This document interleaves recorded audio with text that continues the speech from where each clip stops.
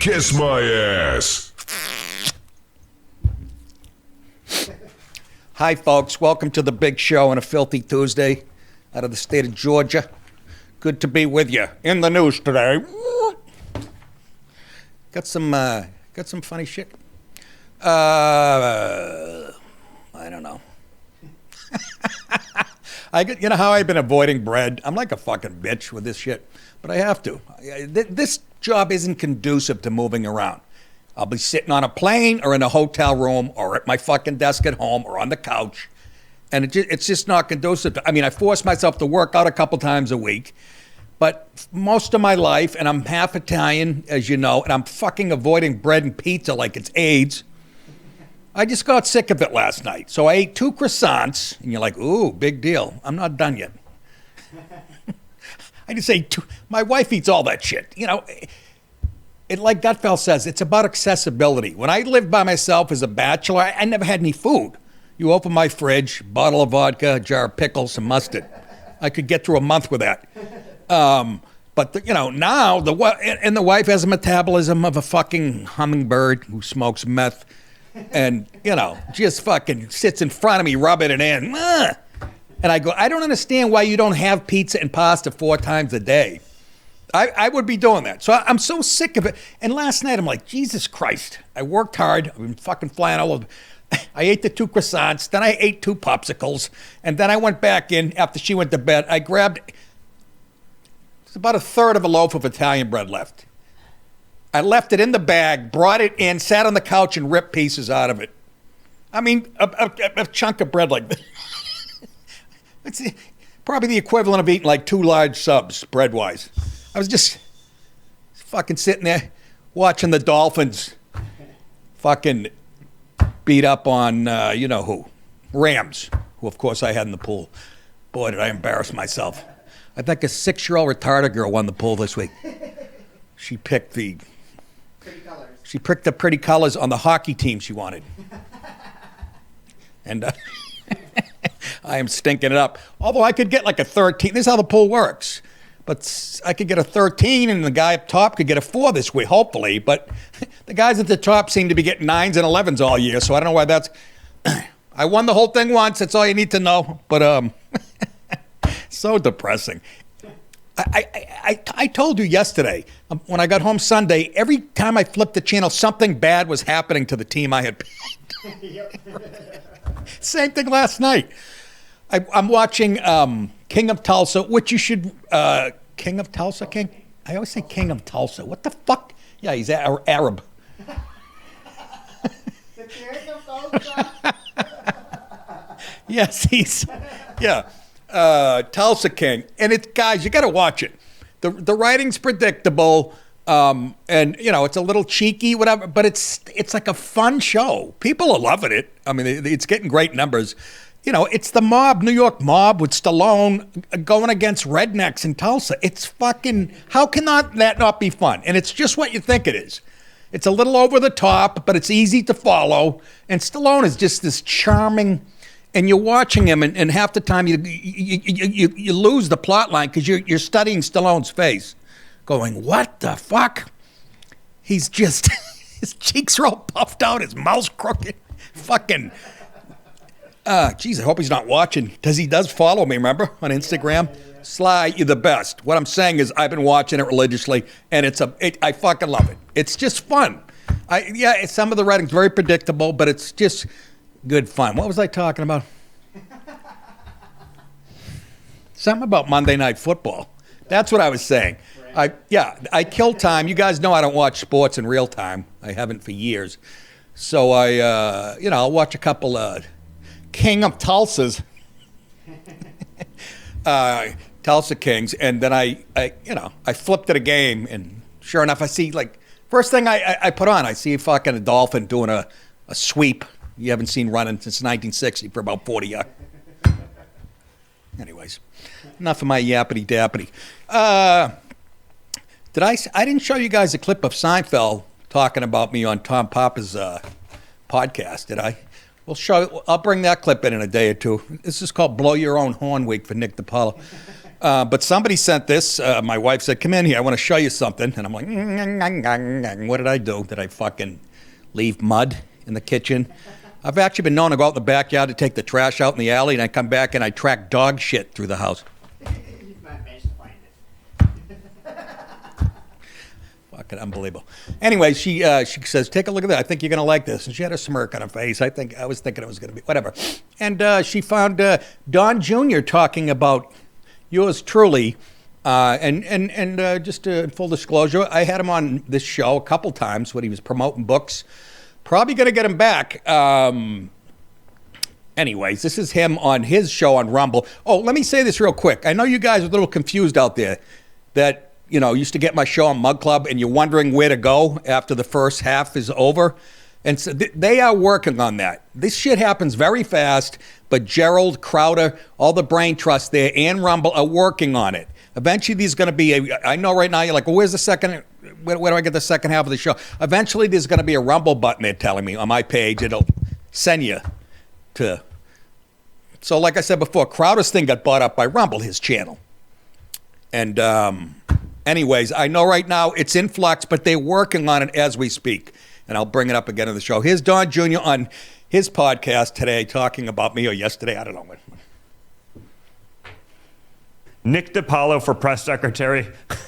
I was on with Nick Di Paolo and Crowder, on election night. Although I had a crappy cell phone reception, I don't know if it was Secret Service or whatever I was trying to get through. But Nick Di Paolo is great. I mean, he's one of the funniest guys out there. I would pay good money to see Nick Di Paolo as press secretary, if only for a few minutes. Great guy. He actually gave me one of the great compliments I ever received in my life. He showed up to one of my rallies back in I think it was 20, maybe it was I think it was 20 maybe. And I didn't even know he was going to be there. And, I did my thing, 45-minute speech. And he pulled me aside. He was like, hey, Don, I'm Nick Di Paolo. I was like, oh my God, like the comedian Nick Di Paolo. We were hanging out. It was before he was on TV as much. So I definitely knew the name from listening to him, for years. He's like, man, I'm glad I don't have to follow you. You had great comedic timing. I was like, whoa, that's like one of the great compliments of my life. So I was super psyched about that. Great guy. I was on with him the other night. Super funny. Total wild man, which is great. All right. Thank you, Don Jr. I'm this close to the fucking White House. Banging on the door. They won't let me in. They're like, we saw the Artie Lang roast. I just want some cheese. Saw the Artie Lang roast. Stay right where you are. You can stay on the steps. But this is far as you go. But Don Jr., thank you. And I got a feeling we will have him on the show. We had him on twice before when he was promoting books. So we'll get him. And I'll probably be on Rumble at that point, and you'll all get to see it or whatever. So I thought that was pretty good. Mr. DiPaolo, I'm really proud of you.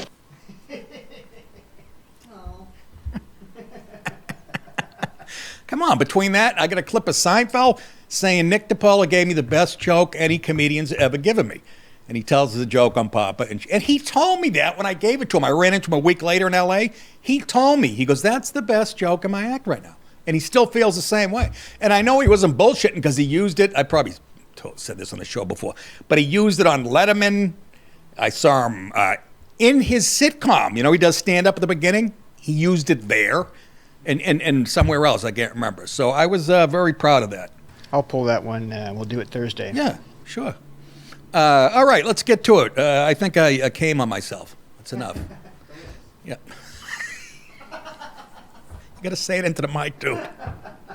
You got to say it. You would have just hit it.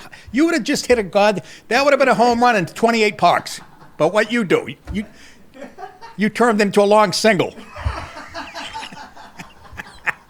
It was like one of those line drives up the Green Monster. Everybody's like, this thing's going a mile, and it ends up a single. Yeah. Anyways, this is a story we didn't get to.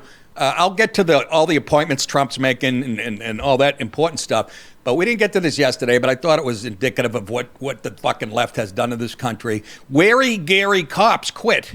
An entire city's leadership has crumbled after the failure of political leaders to meet the police department's needs, its former chief said. The entire Geary Police Department in Oklahoma, including Chief Alicia Ford, resigned on Halloween. City council members Rocky Coleman and Christy Miller, sounds just like a stripper, resigned shortly afterward, as Fox 25 Oklahoma City first reported. Mayor Waylon Upchego, I'm guessing Hispanic, yeah? Then resigned. The mayor resigned. The Wontonga Republican reported that. I get that every day. My friend steps the Wontonga. So they said, you know what? Bye-bye. Ford said she had gone to Upchego and the city council requesting their help to address the overworked and understaffed police department, plus budget cuts that had recently impacted pay and bonuses for officers on top of some other administrative issues. Nobody stepped up, she said, according to the former police chief. They cut the jail. They cut our dispatch, and that put strain on us. But we went to another agency, and they have done an excellent in accommodating us with that dispatch, Ford explained. The mayor consistently refused to keep his word when it came to basic needs of equipment and the safety issues within our department. Yeah, why would you want to treat the people that are, putting their necks on the line and protecting you every day? Why would you want to not give them... We talked about the budget cuts that caused hardships for these officers and myself that were unnecessary. Ford gave the mayor and city council a month's notice to address the police department's concerns, saying that if needs were not met, they would resign. They even offered city leaders a timeline. And then we followed through with our timeline, Ford said. So you know what? Good for you. Good for everybody.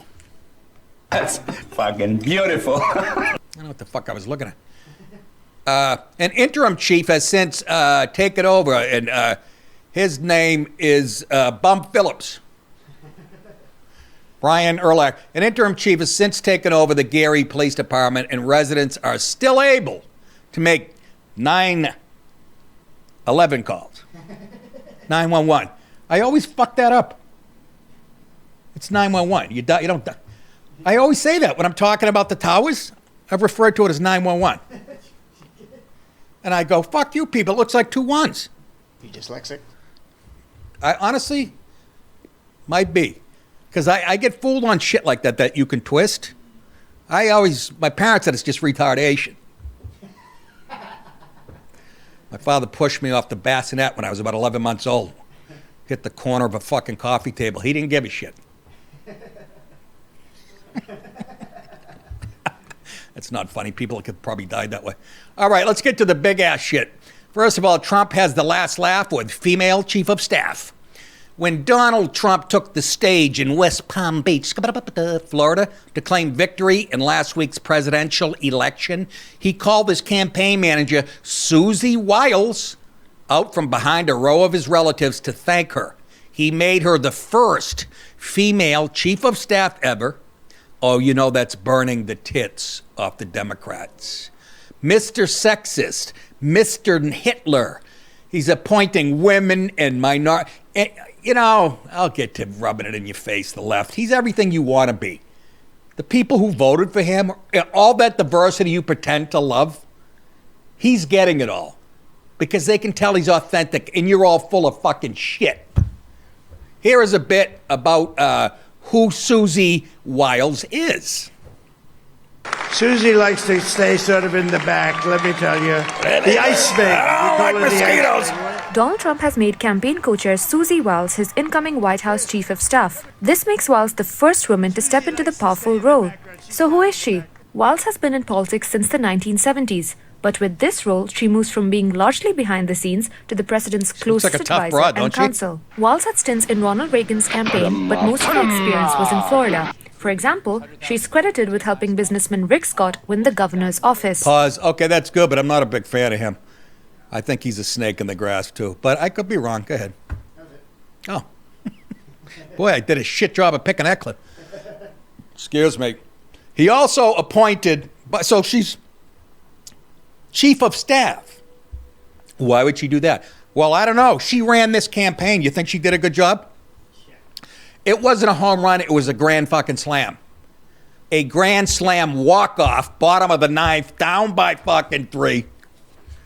And it's clear that he listened to her. That's exactly right. That's exactly right. I don't think there's a Democrat guy, all these fucking assholes you see on the Democrat side always going, women can do anything, man. They don't. They don't walk the walk. They yap the yap for the votes. Can you imagine how much smarter and more qualified to be the president of the United States than she was in Kamala Harris? Just let that sink through. She was in charge of the biggest the most important campaign, arguably in the history of this country, and she smoked it. God, I'm sounding like a feminist. But it's true. I mean, my fucking wife's the same way. She'd run circles around me with this shit, you know? I can't help it. When I was 25, I made a decision to tell dick jokes at midnight. Anyways, the president's son likes it. He also appointed a couple of New Yorkers to his cabinet yesterday. Lee Zeldin, who I like. Lee Zeldin, remember he ran for mayor. Mayor or governor of New York? Huh? I think it was mayor, too. And he should have won. Yeah, and they put Adams in instead. And this guy did pretty well, actually, for running in New York City. And Gutfeld has him on, once or twice a month, and he's fun. He's got a great sense of humor. Smart as a whip, as Jews are. I think he's Jewish. I don't know. Lee Zeldin is head of the EPA.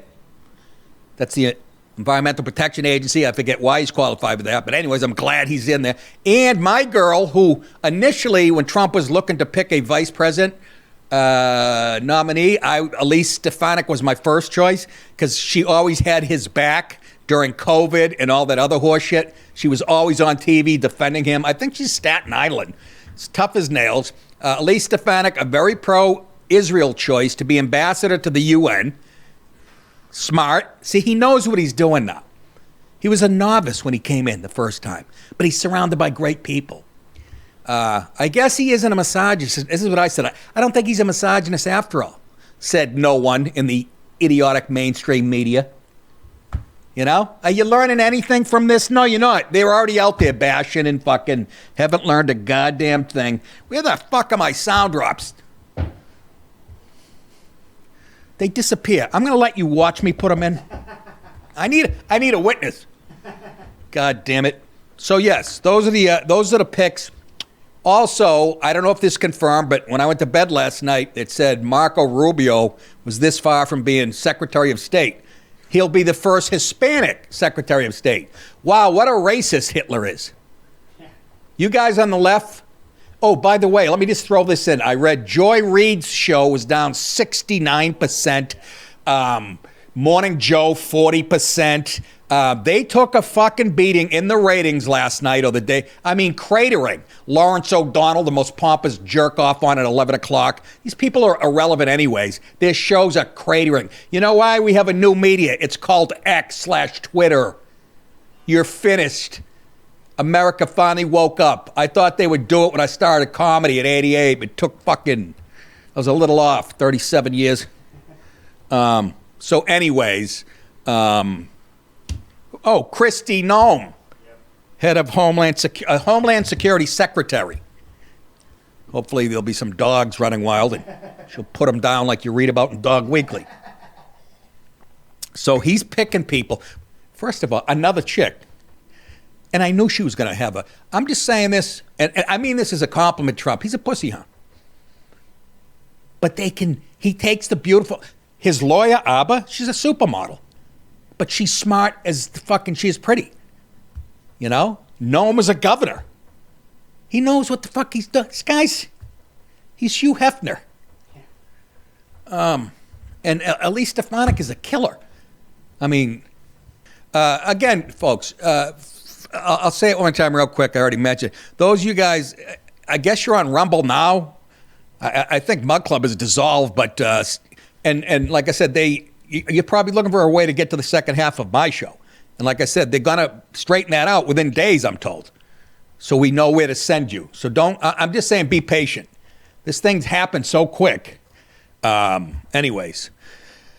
And that's about all I have to say about Rumble. I'll keep you abreast of what's going on. And also I will go to nickdip.com to see my one lonely tour date. In fact, which is enough for me right now. After that week, February 20th, that's of 2025, Bricktown Comedy Club, Tulsa, the aforementioned Tulsa, Oklahoma. Be there or be a queer. Be there. Be there. Also, second half of the show, a shocking display of anti-Christian sentiment coming out of the UK. You know, same mocking Christianity and only people are questioning now. Have you done that to Muslims? They're finally asking questions I was asking 20 years ago in Tough Crowd and pointing out the triple standards. We'll tell you about that in detail. Hi, good night, everybody.